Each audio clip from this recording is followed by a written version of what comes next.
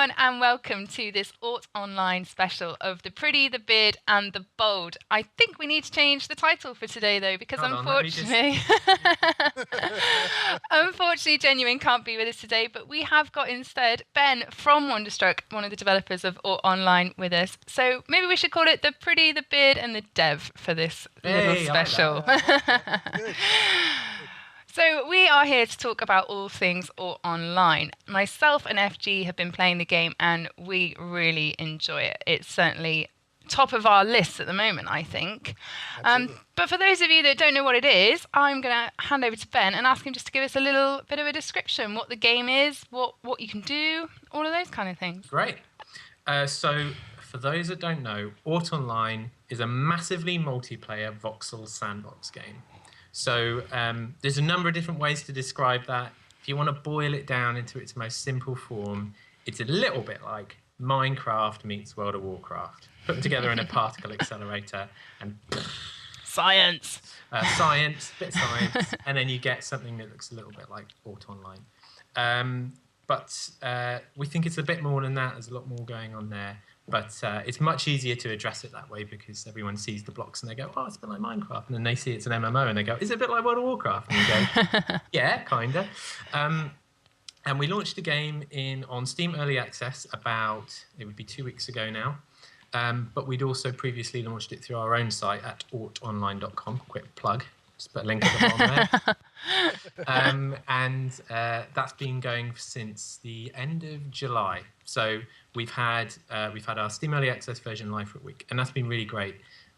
We've launched it to a much wider group of people, and what we've done since August is we've been updating the game about once a week with sort of a meatier feature, and then we've been adding little small things every day or two, and releasing bug fixes and adding Australian servers and all kinds of stuff to keep our current player base happy, but also growing the game as well. So the game is currently in a very, very early state. It's just a little embryo, but we're growing it into hopefully something that really is quite awe-inspiring, quite almost as big as something like Warcraft. The ambition is to be an MMO. MMOs are big games, and that's the ambition. So going on from that, you mentioned Minecraft. That was actually going to be one of my questions. A lot of this sort of early reviews are saying, oh, it's just a rehash of Minecraft, blah, blah, blah. So what sets you apart from Minecraft? I'm a big Minecraft player, so why should I play Oort? Why? I mean, I already do, but so I'm gonna do a politician thing. I'm gonna answer your question indirectly. So we do get obviously the obvious Minecraft comparison. Oort Online is a voxel game, and Minecraft is the most successful voxel game of all time by a long shot. Even more successful than Oort. Would you believe it? And it's awesome. It's such a great game. And really what Minecraft did is it, to a whole generation of gamers now, gaming is Minecraft. That is gaming for them. We have attended an event called Insomnia last week, which is an incredibly popular gaming event. And what's really interesting about Insomnia is about 10 years ago, Insomnia was a hardcore PC gaming event. It was all about bring your PC to the event, shack up, chain yourself to the desk, show off your liquid-cooled GPU, and play Counter-Strike for the whole weekend. And don't sleep, that's why it's called Insomnia.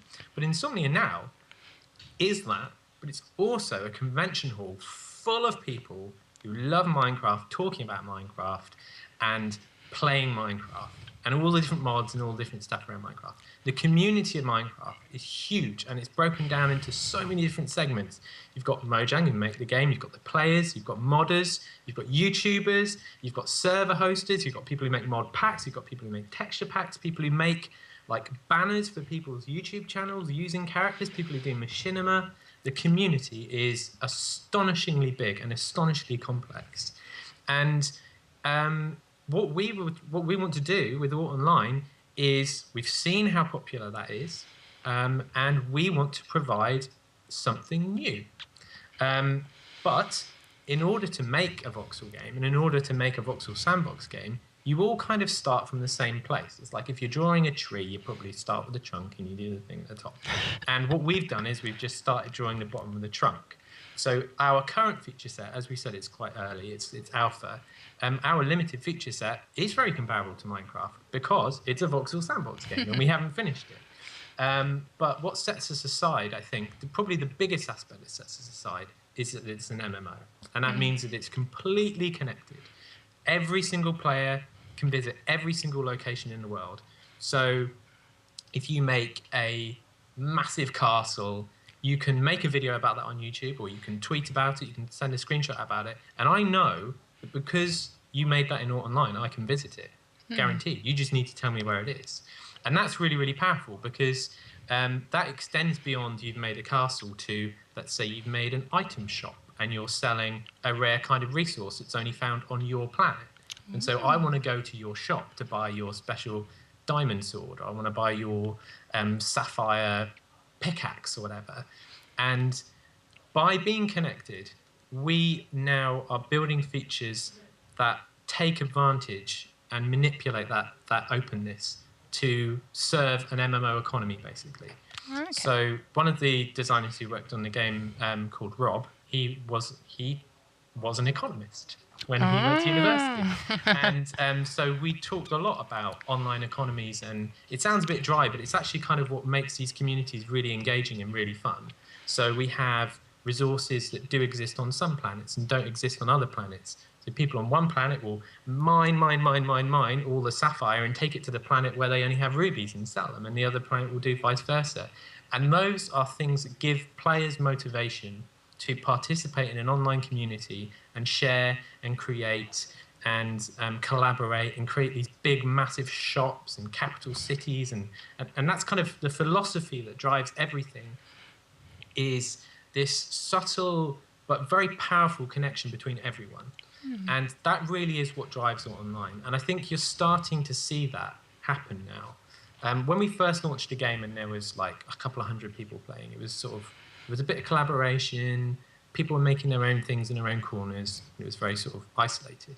And as the game grows and more people enter the game and we add more features, you see slightly more collaboration happening. We have these capital cities in the game, which are at the sort of center of the world.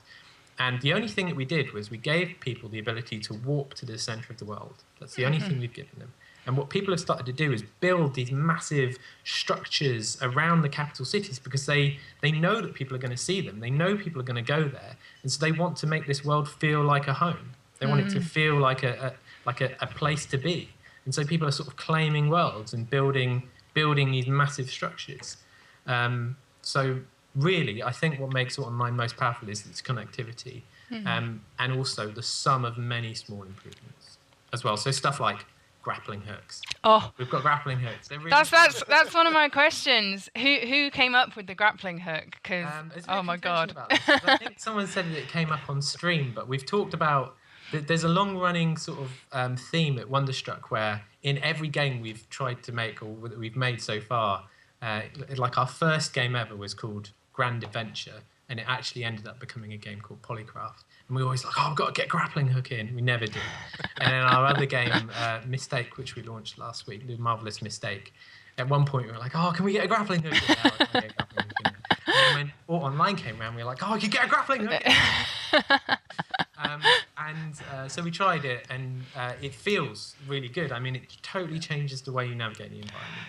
And it's those kinds of things that break your expectation of what you can do. Like Minecraft set a very high expectation about what you can do in a sandbox universe. And what we're trying to do is slowly, one by one, smash people's expectations. And those are actually the things that, although they're small things, they tend to put a smile on people's faces. Like when we show the grappling hook for the first time, it's an expectation breaker. It's like, I didn't know you could do that. I can move so fast. Oh, that means I can climb up this mountain, or that means I can hang from this rope and build towers, and I don't need to kind of like jump. And it's those little things that when I say we sort of try to do an update every month, like every month I kind of want us to be able to deliver an expectation breaker, like a grappling hook. Well, that's exciting. Someone was asking us about the other day about, oh, do you have a creative mode, or is it only survival mode?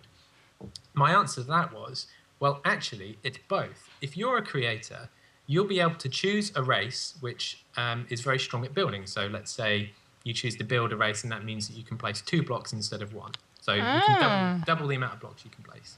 And then if you want to like build stuff in creative mode, essentially, we will let you craft something akin to a jetpack, which will let you float or fly within a beacon area that you've claimed. So you can basically play creative mode, but you don't have to play separate from everyone else. And this also extends to stuff like PvP. So a lot of the time we'll get questions along the lines of, I really, really like playing PvP, but my friend doesn't like playing PvP, and we always have to play on separate servers in Minecraft. Well, in Oort Online, if you want to play on a PvP world, you can. I can play on a non-PvP world, and we can connect with portals. So essentially, we are meters away. Our bases are meters away, but we can play in the environments that best suit us. And that's another one of those subtle things that we're trying to do by allowing people to connect who have different tastes or different preferences, and not siloing them off in these separate like PvP community and PvE community and builder community and creative community, like letting those people all connect and letting those people all play together. Because ultimately, those different tastes are what creates a successful economy. The people who mine will sell those blocks to the people who want to build. And the people who build will sell those buildings to the people who don't want to build and want to go and fight. And that's really important. And if you silo those people off, you don't get that collaboration. You miss so much of that community. Oh, that's really cool. On that topic, I don't know how much you've paid attention to kind of Star Citizen's Persistent Universe and what they're developing in terms of their economy and their kind of quest development approach, I guess. And I mean, what you've talked about, I guess, it seems to me that you're suggesting that a lot of the kind of quests, so to speak, that you would expect in an MMO will be generated by players and the kind of economy developed by players, which is quite substantially different from really any other MMOs that I can think of off the top of my head, where it's far more directed by the game, what quests exist and how you complete them and so on and so forth. I guess the question is, that goes in with that is, in a world where the economy is driven by the players and the quests are driven by the players, there's always going to be a kind of griefing element to that. Yeah. How do you expect to manage that if it's kind of regulated by the player community itself? Yeah. So grief is just as a general sort of the question is griefers ? It's everything. And when you get a strong community, you'll get somebody who wants to, what's the Batman mess with quote? it. Some people just want to watch the world burn. And those are griefers. They're standing next to a big pile of blocks that are on fire. And they're really tricky to deal with. You have to design around them. But it's also important that you do that because actually I think grief is a very extreme example of behaviours that everyone has. Or everyone has, absolutely. let's say. Yeah. And they're just one end of the extreme. And so to give one example, in Oort Online, everything's connected. You can build pretty much anywhere. So if I go and build my giant house and I love it, I don't want someone to come along and destroy it or build a phallus in the middle of it. That's not what I originally intended. Sorry. Unless that person did that, in which case I don't want you to remove it. What we have as I would say is like a griefing apology is we have these things called beacons, which you place down, you stick them in the ground, and it gives you an area, and that area is up to you whether you build in that area. You can choose who can and who can't build in that area. So you can essentially whitelist and blacklist people. So you can be really open, and you can say, hey, anybody can come and get stuck in, and if someone's being a bleep, then you can blacklist them. Or if someone's being awesome, then you can say, actually, let's just make it private, and just you and me are going to build this capital city or this building or whatever. And but beacons aren't just an apology to griefers, because they actually give you a really important sense of ownership over a piece of land or over a structure, and they give you the safety to publicize. So it's like, okay, I know this is safe. This is in a bank. So now I'm going to tell everyone, come to my sapphire shop at this location on this world, because you can buy all this cool stuff, and I don't need to worry about it being destroyed. So I think beacons are a really important part of that, and they're a good example about how we sort of work around griefers. Now, there are always going to be edge cases that we will still have to... So one edge case that we have not yet worked out is, what if someone builds a giant penis in the middle of the world and puts a beacon on it? And then that's just there for everyone to see. Like, how do we resolve that stuff? And that is very much TBD. Okay. But one thing that is really good about doing early access is that we can learn before we have to say this game is finished. And we have an amazing group of players right now, a very focused, small group of players who really care about the game and they really care about the community. And they're actually helping us flesh this stuff out on a daily basis. We are learning daily about the way that our players play. We're learning so much about how to deal with griefers, how to let people choose where their beacons go, how many beacons we'll let them have, how big they should be, like how big should a beacon be. I mean, that was going to be my next question. Is that I would worry with beacons if there's no limit put on them that you'd end up with beacon griefing. Somebody places 200 across the whole world and claims it for their own. So is that sort of a thing you'd be looking at, a limit or? Yeah, there will definitely be limits. And I think that probably the most sensible way to have those limits is have a sensible. I'm not gonna give you a number. I'm just gonna say it's fine. Say a sensible limit, and then for the people who are super engaged and who can, I don't want to say can be trusted because that's not fair because everyone should be trusted until they're untrustworthy. But to give people who are really engaged the ability to go beyond that. And I see one of those stats for engagement as the amount of time that they spend building within their beacon. So this is all sort of a little bit undeveloped, but as an example, we could say you place a beacon, and then every time you place a block, that's like kind of a token. That's like a credit. You've done something in your beacon, and the amount you mine or the amount you build in a beacon, you're earning engagement in that beacon. Player and points. If you spend and the amount of time you spend in that, after a while, it gets a little bit bigger, like civilization when you have a city and it grows. And we could allow people to kind of grow their beacons as they sort of engage within them. And that's sort of one of those things where griefers are pretty much like, here's a penis, I'm done. I think you're quite fixated on the penises, Ben. I don't want to say anything. It's just we had like a countdown when we launched the game. It was like, how long is it going to be? How long is it going to be? And how long was it? It was ages. It was like a month. No, wow. Anyway. And then Ben went and built it himself. Yeah, and I did. I'm fed up with waiting. Let's get this done. But no, they are so hard to design around, but they also kind of they're an interesting challenge. And I think the biggest thing that we can use as a weapon against anybody who wants to grief is having community moderation. Look at how does any forum do it? They have moderators. They don't have Reddit does not have a staff of 500 people who sit there deleting all the awful comments. Some of them you let them go by, and then you have the moderators to really filter out the real nasty people.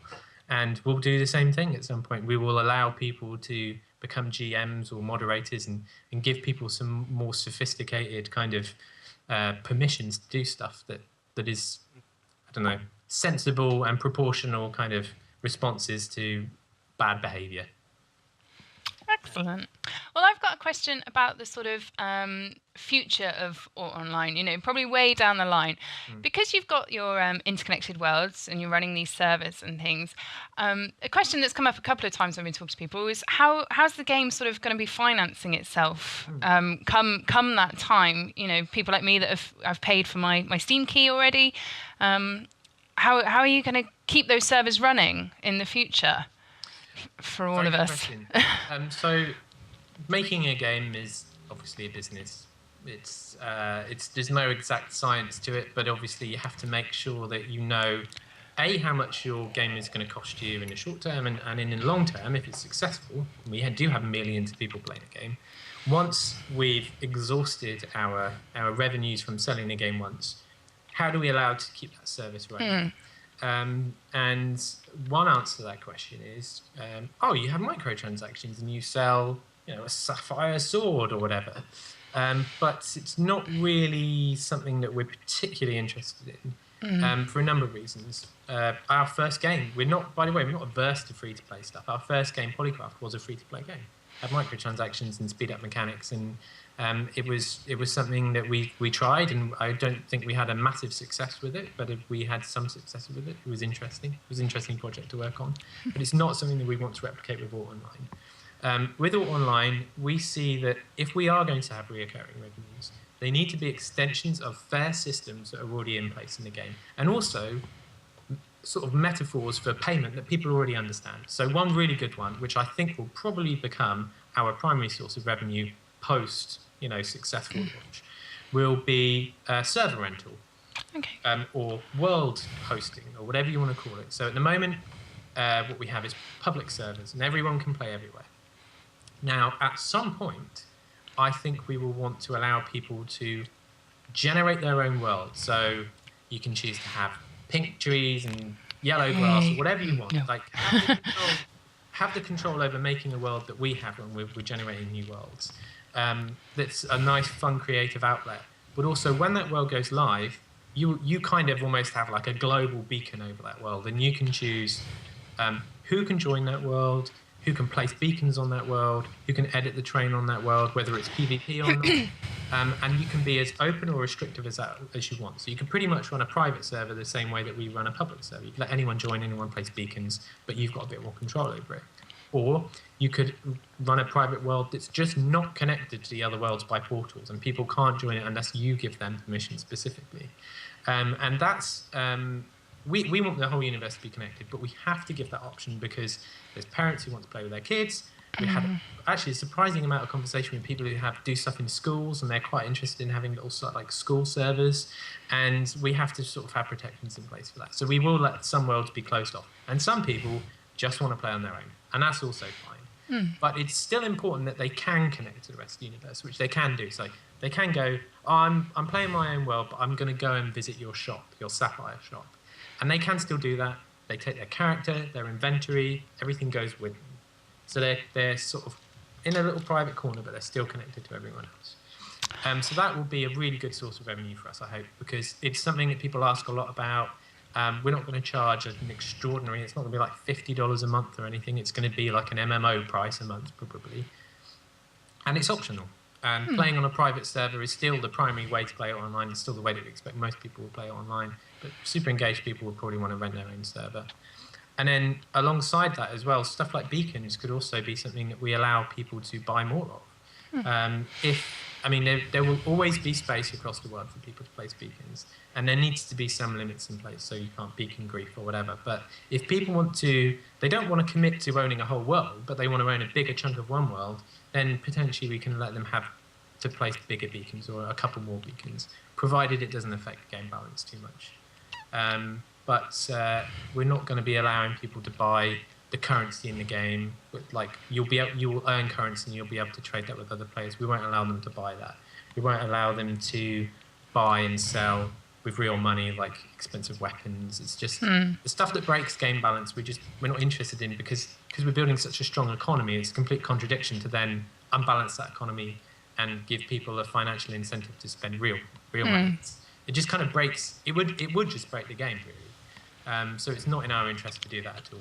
That's really reassuring for me because I certainly wouldn't want it to go that way. And I think there's also other, like, I'm completely shooting from the hip here, but there is also other stuff in terms of content that, I look at the Guild Wars model where that's a subscription-free MMO, and the way that they tend to generate revenue is they'll say, here's the game, and then a year later they'll say, same game, but here's some more content, here's some more locations, here's some more stuff that you can play with, like actual content.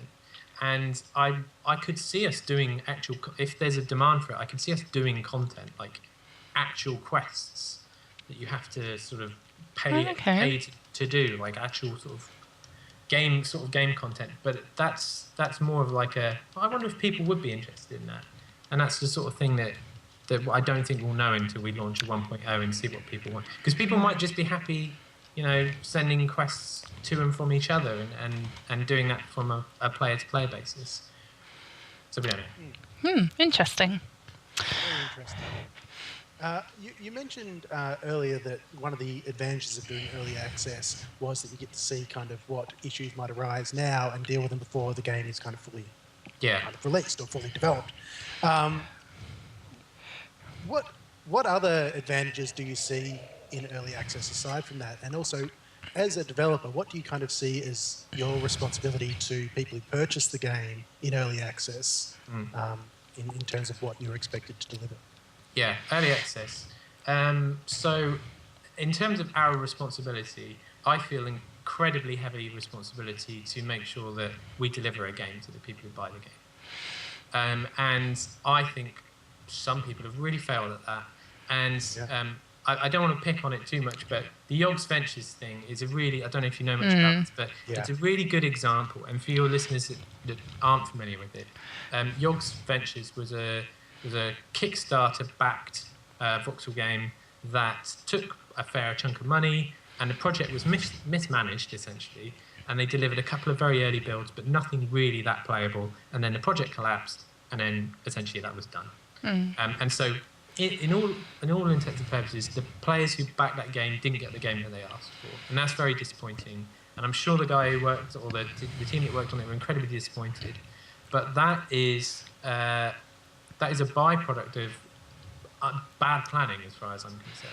Like, one of the things that we did when we started Oort Online is that we really made sure that we had a big vision for the game. We didn't want to make a little game.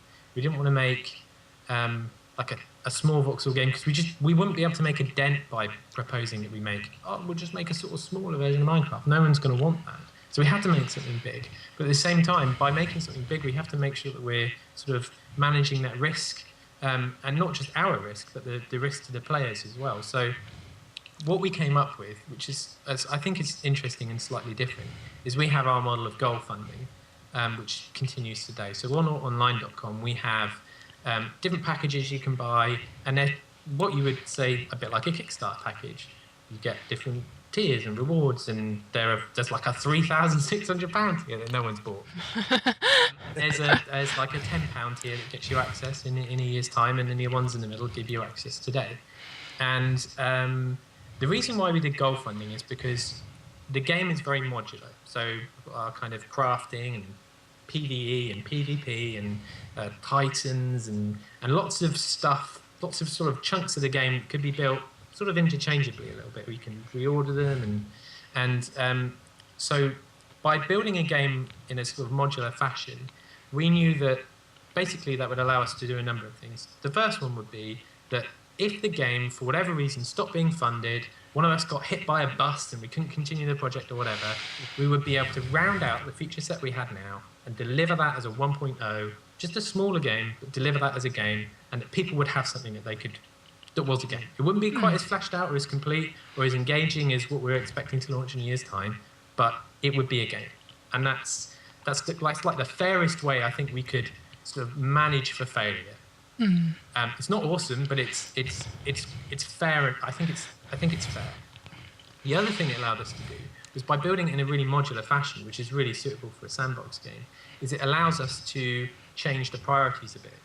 And we don't change the priorities, you change the priorities. When we pass the funding milestone, which sort of vary in price, but I think it's every sort of $50,000-ish, we send out a form to our backers, and they say, oh, I really want PvP, or I really want crafting, or I really want beacons, or I really want whatever. And then we look at our priority list and we shift it around. And then the next goal that we fund is the ones that the players really, really want. And we give you a sort of choice of 4 goals that we know we can deliver. Like, we wouldn't say to you, so for example, in the last vote form we sent out, we didn't say, do you want Titans? Because we can't do Titans until we've done the other creatures, because we need to do pathfinding and all this other AI stuff. So we kind of say, well, here's the ones that we know we could deliver next. And that just gives us the flexibility to allow you to have some real sort of deep input into the development and structure of the game, whilst also still mitigating that risk. So if for whatever reason tomorrow we just all of the money dried up, we would have we would round out the features that we had now, and we would release the game as a 1.0, and we'd say we'd fix as many of the bugs as we can. We'd finish up the GUI. We've kind of got this overhead of finishing the game to like a finished game state, and then we would still be selling that game, We'd still try and promote that game as a sort of smaller product, and then we could still attempt to try and grow it from that point if we had revenue. So we're doing everything we can to make sure that we've learned from Yogg's Ventures. And also another good example is Cube World. Cube World is not a failure, but poor old Walali, or whatever his name is, he had he was the first big successful voxel game to come along after Minecraft. So everyone's hopes and dreams, resting on his shoulders. All these could have grappling hooks and all those kind of feature requests went to him because Mojang were relatively sort of unresponsive to those requests. And so he was lumped with a load of he had the weight of the voxel game loving community on his shoulders. And he's sort of, I think there's just one or two of them making it, and they'll never be able to keep up with that. Yeah. And so that was tough. And a good example about how Wonderstruck could potentially deal with that is if someone wrote a blank check for £1 million for us tomorrow. We are not just making Oort Online. Our business is configured into a couple of different sections. We have the Turbulence engine. We have a part of our team that makes the engine that powers all of our games. We have our GA.me game platform, and that's sort of a sort of web service that powers all our games, and it's also a publishing platform. We have Oort Online, obviously. We have The Marvelous Mistake, which is another game we released recently, and we have another game called Polycraft. So we're not just like everyone's working on Oort Online, and if it fails, then the whole company fails. It's just some of many different things going on, and I hope our as a business, our risk is sort of mitigated across different products.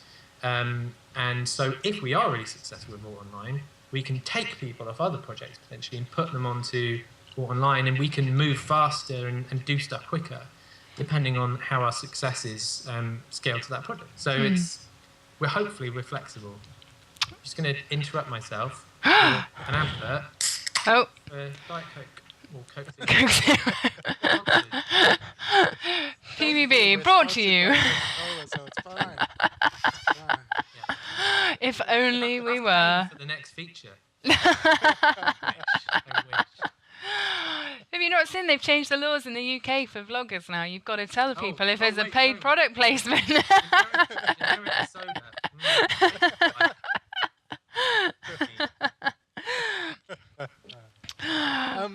If I could just pick up on one of the things you were just saying just then, that you were talking about the idea that you send out a list of things that people can kind of decide they want in the game next and things like that.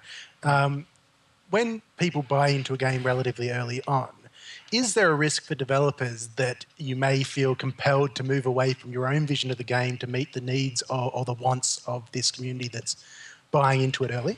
Yeah, absolutely. And it's very hard to stare down the barrel of the gun and say no to a lot of that stuff. And we very rarely say, and there's no reason for us to say no to most stuff, but we do try to keep focus on what's really important and delivering those big goals, but also try and make sure that we're covering the breadth of feedback. So, for example, when we launched the game, we didn't have any Australian servers. And for the backers that we had in Australia, it did suck. It was terrible. And so we're used to it. Don't worry. And rather than have you put up with it, which is horrible, we put some Australian servers online. And that's important to us.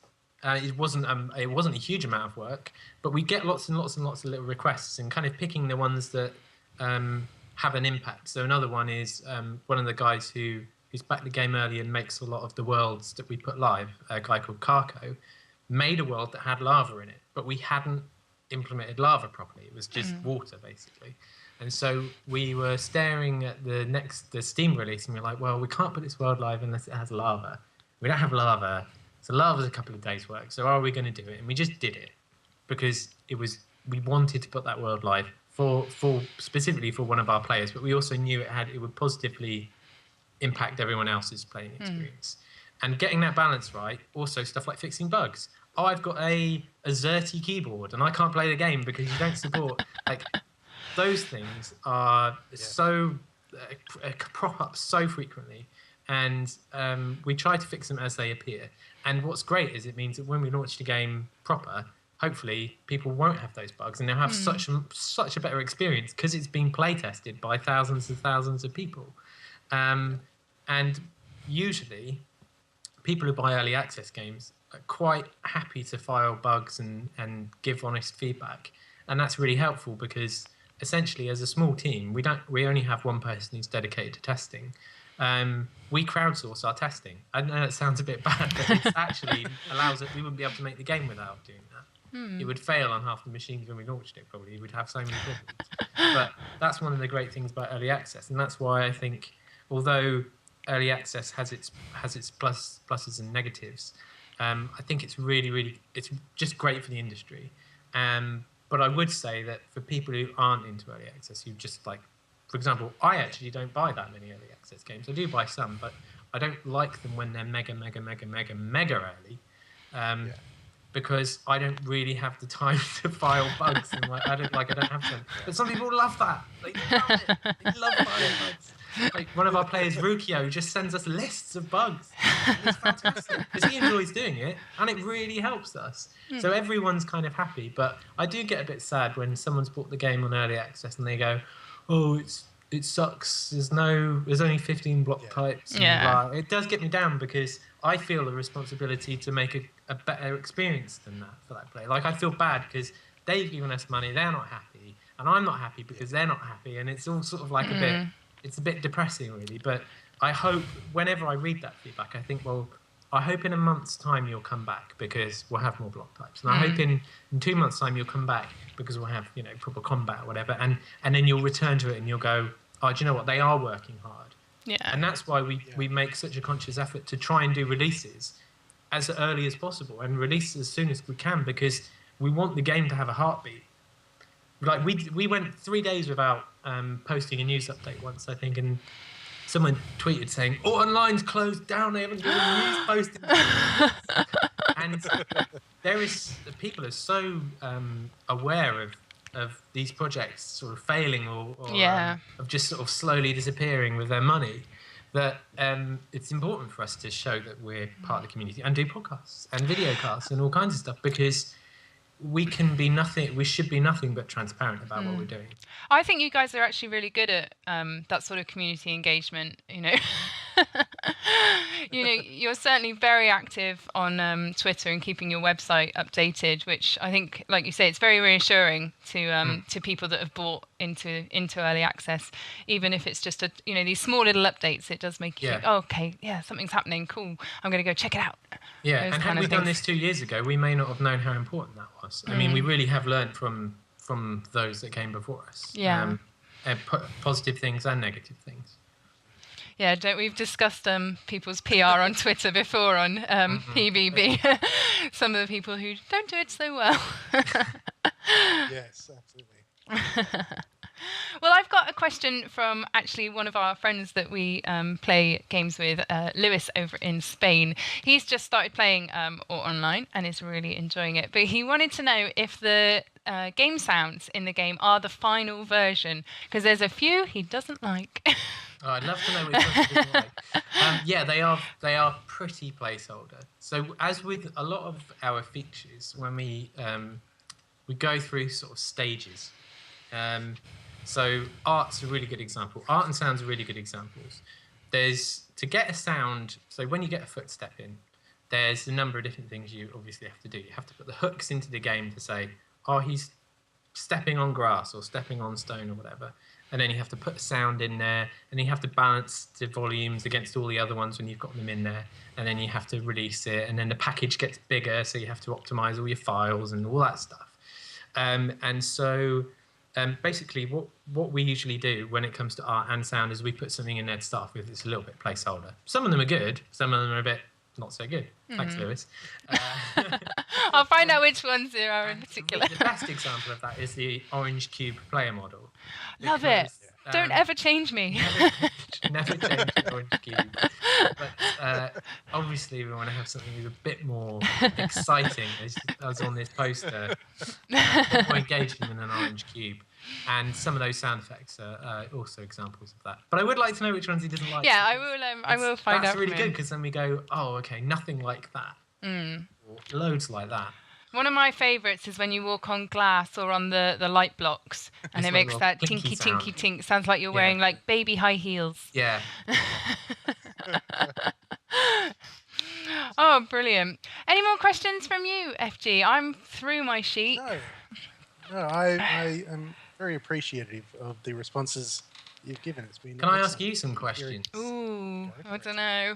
On the spot. We're not very transparent here at PBB. I'd like to know what your favourite features are of the current build.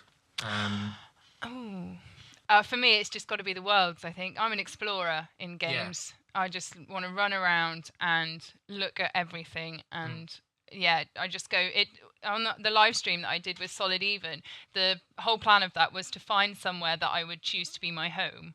And every world we went to, I went, ooh, this one. And then we'd go somewhere else, like, ooh, this one. And it was so hard to choose. And I loved all of that, being able to explore different places and how different all the worlds are as well. I can't remember the name of it, but there was one that I spawned into, and it just reminded me of being up at like Totterford Reservoir on the moor, because it was like you spawned next to this beautiful lake, and there were these barren hills. I was like, this is amazing. Yeah, I don't live there. I'm a Nabor girl. There's a lot of Dartmoor in some of those worlds. I have to take credit for that. Bring a bit of Devon to Oort Online. We like it. I'm going to be probably boring and say that my favourite things. Well, obviously the grappling hook is my favourite thing, but the reason I like that is just because it's what I've found myself doing when I'm playing the game is I'll run around and I'll be in the world that I'm in. There's lots of floating islands, and I just run around looking upwards at what I can actually climb up to, what I can swing up to, where I can go, and just kind of, you don't have to worry about trying to, nerd pole your way up there or anything like that. You just kind of just choose a place to go and you just go there, and aside from that, just happening across people when you're when you're playing. I was playing the other day, and it probably wasn't very peak period. There weren't that many people around on the server, but I was just running through the middle of nowhere, and then suddenly I found a guy who was building a road that just went for miles. It was like, the road just kept on going forever. It was going over hills and through mountains and all sorts of stuff, and it was like, we just kind of hung around for a bit and messed around and jumped at each other. It was good. Yeah, jumped up and down at each other, and had a bit of a chat. And I checked out his road, and off I went. It was just great, just running around and just running into random strangers. I have a neighbour now. I logged on yesterday, and from my point, I can see out quite far, and I was like, a neighbour! Must go visit my neighbour. It was very exciting. That is great. Yeah. I'm glad you said that, because it sort of does tie into the connectivity and the openness and that's my favourite thing actually as well, is just going round and meeting people, and because we're devs we can fly and we're purple, so I'll just fly up to someone and I'll be like, how are you? What are you doing? Bye. Fly off like Superman. Abusing my power. Yeah, it certainly is exciting, because I'm far away from the capital as well, so for someone to find, be that close to me far away from the capital is quite exciting. Yeah. And then on the opposite side, what don't you like? Be brutal. I'm a big boy. I can take it. There's nothing that's completely. I can't play this anymore. There's a few frustrations, but I think they're only frustrations because it's early in the game. For example, I was building a lighthouse the other day and had to keep killing myself to get more blocks. You know. But actually, I can help you with that one. Oh, okay. If you press I, you get infinite blocks. Oh, awesome. There we go. That's cool. Yeah, because there was lots of orange blocks dotted around where I kept on killing myself and spewing my guts everywhere. Yeah. So that's that. Okay, but that's solved then. And the other thing that is slightly frustrating is the blocks that you can place in different slanty variations. If you want to place them just square, you have to have them in the first slot in your inventory. They don't work in the end slots of your inventory. Dreaded slope placement. Yeah. It's terrible. If there's one thing I'm embarrassed about, as my sort of background is in user experience design and user interface design, it's the slope placement. That is embarrassing. So the interesting story about that is we added it to the world generator, not really knowing whether it would be quite right. We're like, well, actually, is there a nice simplicity in just having blocks? Do we want slopes? Are the slopes going to be any good? So we put them in.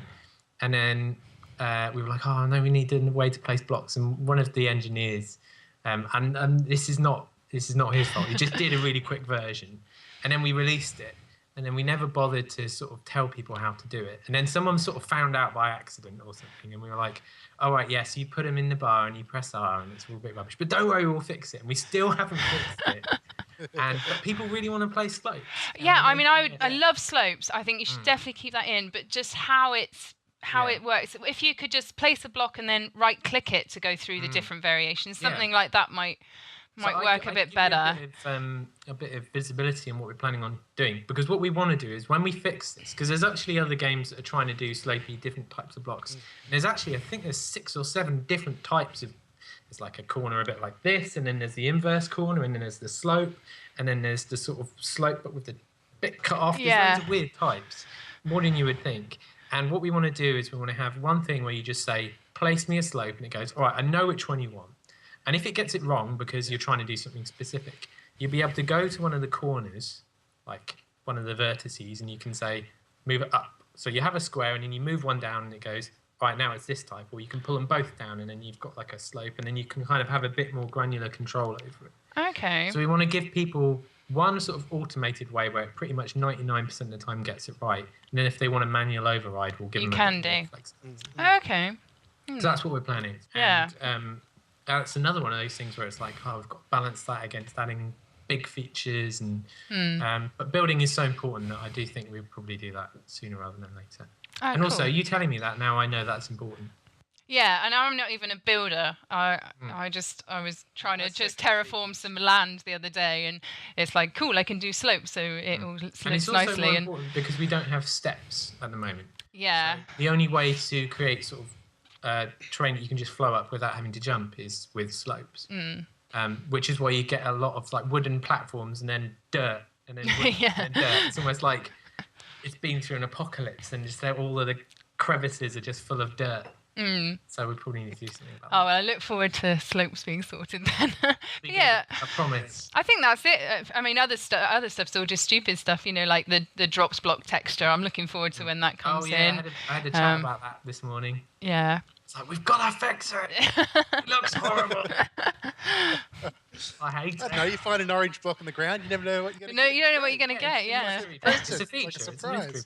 It's mystery block. What's this? The one thing that what doesn't bother me, but I've run into the problem many times, is if you grappling hook onto the side of a block. Let's say it's like the top block of it. You grappling hook onto it, you zoom up there, and then you can't get onto the actual top of the block. You have to do this kind of dig under yourself, acrobatic, place a block. Yeah. So Exactly. what we're actually planning is, because we're thinking about implementing some of the race abilities soon and allowing people to choose what kind of race they might play as, one of the races will be able to climb blocks. One of them will be able to double jump. So the double jumper will be able to get up and the climber will be able to get up. But one of the other races will still have to do the kind of juggle probably. So we want to make your ability to traverse the terrain with some level of fluidity slightly dependent on how you choose to play.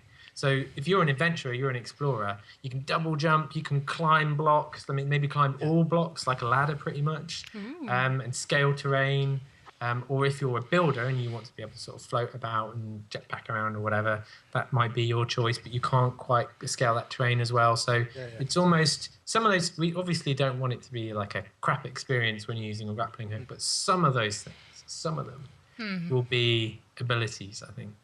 Yeah, great. I like it. Cool. Well then, I think that's probably going to tie us up for today, unless anyone has any last thoughts. Buy the game. Buy the game.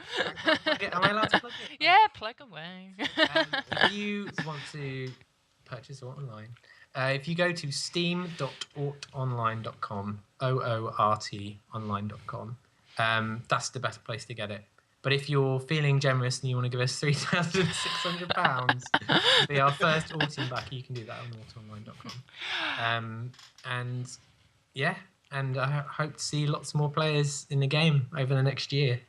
And we've got loads of exciting announcements to make over the next sort of 12 months, hopefully, and lots of new stuff. Yeah, give us an exciting announcement. Yeah, give us an Yeah, I could get exclusive. shot. Come on, Get PBB shot. exclusive. I can tell you a bit about. We had a chat this morning about what we're going to work on next, and I can give you a little visibility on what we might try and release before Christmas. Oh, go on then. Exciting. So we're exciting. going to try and allow people to place their own beacons before Christmas. Awesome. Excellent. And we're also going to try and allow people to have chests. Oh yes. Great. That was going to be my next frustrating thing. And we're also hopefully going to sort of close the loop on crafting so that people will be able to craft. Crafting, chests, and beacons. Amazing. You heard it here first, people. I've committed myself now. We've got to do it.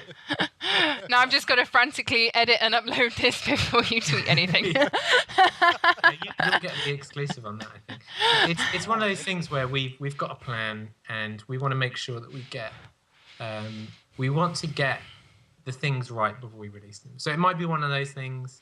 It might be two of those things. It might be three of those things. It might be none of those things. But Awesome. the aim is to have at least something new live for Christmas because we've been working hard on fixing bugs since we launched Steam, and we need to get some more features out. So that's our focus at the moment, features. We've shifted from bugs. Well, Christmas presents for all of us online players then. Anyway, guys, thank you for joining us. I've been joined by Ben, one of the devs from Wonderstruck, by the gorgeous, handsome, dashing Ephjizilla, as always. We will see you next time. Thanks for joining us. Bye. Bye. Bye.